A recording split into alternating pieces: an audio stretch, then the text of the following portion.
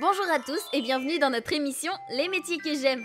Aujourd'hui, nous allons partir à la rencontre un illustrateur. Un illustrateur? Oh non mais vous savez, j'ai toujours voulu faire du dessin et c'est un peu ma passion, vous voyez. Attendez, je vais vous montrer. Non, c'est pas ici. Peut-être Oh, non mais...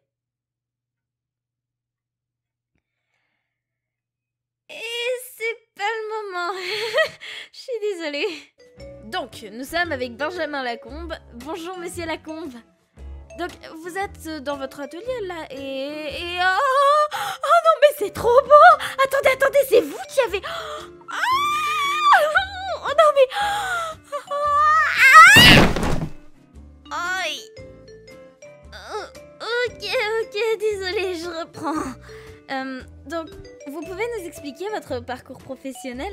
J'ai fait un baccalauréat classique et ensuite j'ai fait une école qui s'appelle les Arts Déco, l'École nationale supérieure des arts décoratifs de Paris.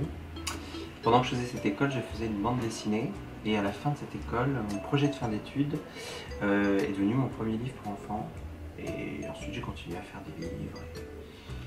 Des projets autour du dessin. Et est-ce que vous auriez des conseils à donner à des gens qui voudraient potentiellement, bon je parle pas de moi, mais se lancer dans le métier d'artiste, ce genre de trucs comme ça? Bon, moi personnellement, bon je veux pas me vanter, mais j'ai déjà un petit... De dessiner, de pratiquer, c'est-à-dire de dessiner tout autour de soi, de pas se limiter, de dessiner un petit peu tout ce qu'on peut, le plus possible. Plus on pratique et mieux c'est. Et vous utilisez quoi comme matériel? Perso, j'aime bien les petits crayons de couleur que j'avais en primaire parce que c'est parfait, ils sont toujours intacts. Le problème, c'est que c'est pas le top du top, quoi. Alors, les matériaux que j'utilise varient en fonction de l'histoire que je veux raconter, de l'émotion que j'ai envie de véhiculer. Il peut y avoir des choses avec... voilà, ça c'est des choses à la gouache et à l'huile sur papier. C'est une des techniques que j'utilise le plus. Ce qui permet de raconter beaucoup de choses en fait différentes. Mais parfois, par exemple, bon, là c'est un peu l'option, on peut faire des choses, vous voyez, juste à l'encre de Chine, ça ne donnera pas du tout le même rendu et la même émotion. Quelque part, on ne va pas raconter la même histoire en fait avec les deux, mais ça peut aussi être des petites choses encore plus simples, hein, comme ça c'est juste du crayon de papier. Donc en fonction de du projet, je ne vais pas du tout utiliser les mêmes techniques. Là par exemple, dans ce projet,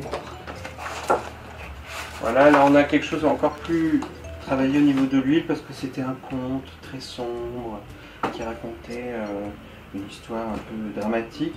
Donc voilà, même les couleurs et les matières qu'on va utiliser, là par exemple c'est de l'huile pure, parce que c'était un projet autour de Frida Kahlo, donc il fallait des choses très très colorées. Voilà, en fonction du projet, les outils qu'on utilise ne sont pas les mêmes.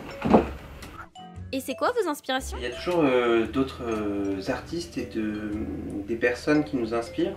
Moi, c'est vrai que il y a eu plusieurs étapes. À votre âge, par exemple, les choses qui me passionnaient, c'était l'animation. J'adorais les films d'animation de Miyazaki, de Disney, de Burton, des choses comme ça. Et ensuite, il y a eu aussi les peintres classiques. Moi, j'ai toujours été fan de Vinci, des primitifs flamands.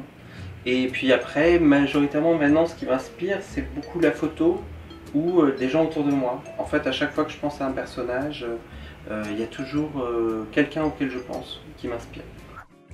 Mais une journée de travail, ça se passe comment? Une journée de travail classique, en général au lever, il faut répondre aux mails. Il y en a toujours beaucoup, que ce soit des éditeurs ou des lecteurs ou des choses comme ça. En général après, ça prend du temps ça. Et ensuite on démarre le projet en cours. C'est-à-dire qu'on essaye d'avancer vraiment la peinture jusqu'à ce qu'il y ait toujours un petit moment de lassitude. Et donc là, en général, soit je bascule sur un autre projet, soit je bascule sur la mise en page ou le scan, enfin des parties plus techniques. Voilà. Mais ça fluctue du moment de la réalisation du livre. C'est-à-dire si je suis au début, je prends mon temps, ça c'est une journée de travail cool. Si on est plutôt en fin de parcours et qu'il reste beaucoup de travail, en général ça continue jusqu'à tard. Et qu'est-ce que ça fait d'être publié la première fois? Histoire que je sache à quoi m'attendre. Quand on est publié pour la première fois, c'est toujours... Enfin, c'est un moment, surtout la première publication, moi la toute première publication, c'était pas celui-là, c'était une bande dessinée qui s'appelait L'Esprit du Temps.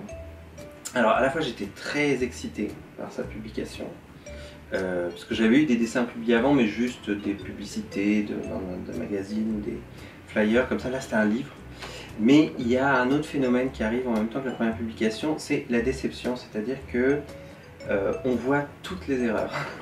C'est-à-dire que vraiment, quand on l'envoie à l'impression, jusqu'à ce qu'on l'envoie à l'impression, on a l'impression que ça y est, il est bon, il est fini, on manque toujours un peu de temps quand même, mais une fois qu'on le voit imprimé, hop, tout nous saute aux yeux.